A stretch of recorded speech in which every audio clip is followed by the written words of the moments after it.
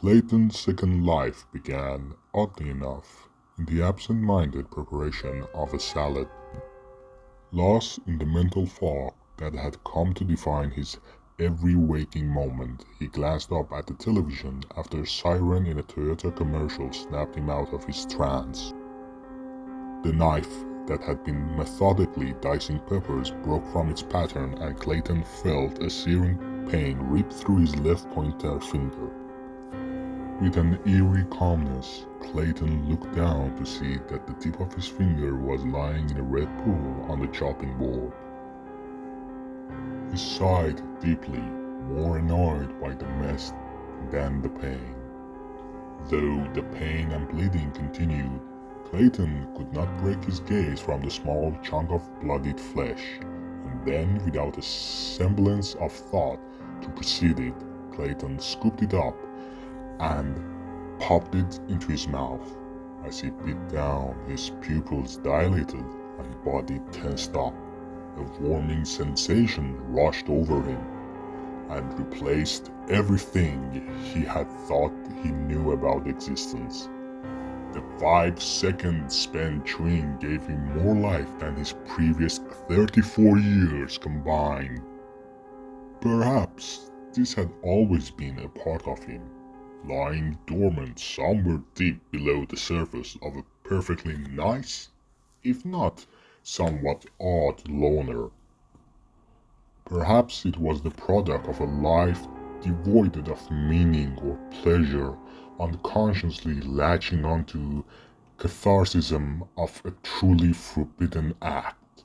Whatever the cause was, it was now awake, and it was hungry for more. For the first few weeks, Clayton was able to get by on a dime-sized chunk of his own flesh each day. He would carefully carve it from a new location on his body that could be hidden by clothes. Soon he discovered that variety was indeed the spice of life, as different parts of the body came with distinctly intoxicating effects. As his body became more and more mutilated, Clayton's face brightened with a newfound look of health and vigor. One day, after stepping out of a cold shower to numb the sores, Clayton found himself staring at a body that looked like it was in a recovery from a shrapnel grenade blast. His face had He faced the hard truth that this was not sustainable, and his conclusion would have to find a new source. Within an hour, he had emailed and resumes sent to every funeral parlor in a 50-mile radius. The next day, he had 7 replies from owners who were interested.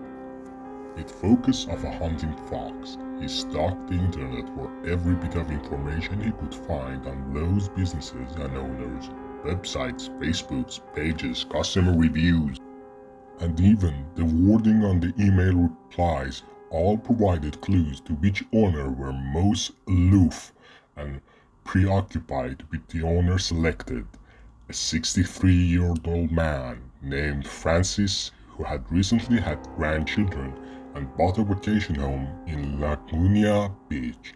Clayton called him to schedule the interview. Using a charm he never knew he had, Clayton was hired on the spot and working the next day. The excitement was so overwhelming he didn't bother to quit his online backing job after Clayton was fully trained in preserving and dressing bodies. Francis felt comfortable enough to take a long weekend and head to Laguna Beach with the family and the grandchildren. Clayton's prayers was granted when a middle-aged woman dropped from a stroke and was sent to be prepared for the Catholic funeral. Clayton wanted no time in slicing off a 3-inch strip from her hamstring and shoving the entire thing in his mouth. The ecstasy immediately returned, but something was off. It was like the experience was in black and white, whereas he had become used to full and vibrant colors. He could taste the decay of death. However, the drop in quality was offset with the increase in quantity, and Clayton ate until he vomited and then ate some more.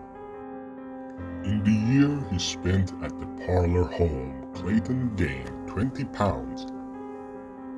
He became expert at getting as much as he could from a corpse and still leaving it with a pristine appearance for when the casket was opened.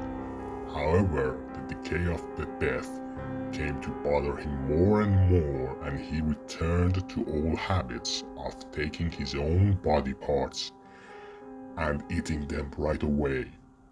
One day, as he was staring longingly at the beautiful dead woman's face, one of the few places that could not be taken, Clayton reached up with a knife and cut a thin strip from his own face. He sucked on it until it disintegrated, savoring the finest piece of meat he had ever felt. When Francis stopped by later that afternoon to check on him and the parlor home and smoke a cigar away from his wife, he was greeted by Clayton's typically warm and jubilant face, except there was a cut on his cheek and dried blood running down his face. "Good God, man, what happened to your face?" Francis worriedly asked. Clayton's eyes widened as he touched his face, realizing that he had been so wrapped up in the pleasure he didn't bother to treat the wound and put on a band-aid. Clayton trailed off. "I was trying to find Clorox in the closet and walked right into this nail that was sticking out of the wall. I couldn't get it out, but I think we better do something about it. Don't want that happening to anyone else." Francis grunted and followed him to the closet, stepping in to take a look at the corner Clayton was pointing at. In a flash, Clayton slammed Francis' head against the wall. He hit the floor in an unconscious heap, and Clayton fully surrendered his fate to the feral beast inside him. He leapt on the old man and bit his lip off. Francis' exposed teeth glimmered in red as Clayton fervently chopped and mashed and continued to rip his face apart. Francis dipped in out of consciousness immediately, a shock throughout the night, unable to produce anything besides a muffled scream as Clayton devoured him and his face entirely. The next day, feeling like a Greek god, Clayton fled the state and began his transition into anonymity. He found refuge in a homeless encampment under a bridge, where he spent his days in a tent picking off his skin to hold off the hunger. He no longer resists the allure of his favorite delicacy and has carved his face down to the bone in some areas, now picky to the point where he wanted homeless people he takes to the dark of the city for his next hunt and his next victim, with open wounds covering most of his body and face of an acid-burned victim. He stalks in the shadows and waits for the moment someone goes off into a dark alley alone, signaling his next feast and his next victim.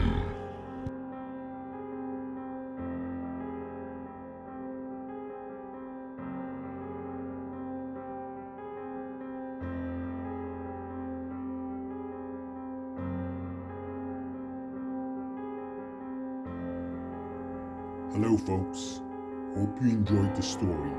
This story was written by an amazing author, linked down below. Please check him out, check his Reddit page, and please follow and support him. And also, the amazing talent on the artwork in the video.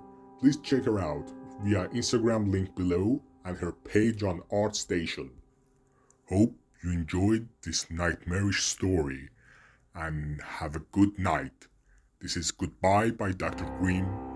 Please subscribe and like and share and tell me your opinion in the comment. If you don't, I will come for you.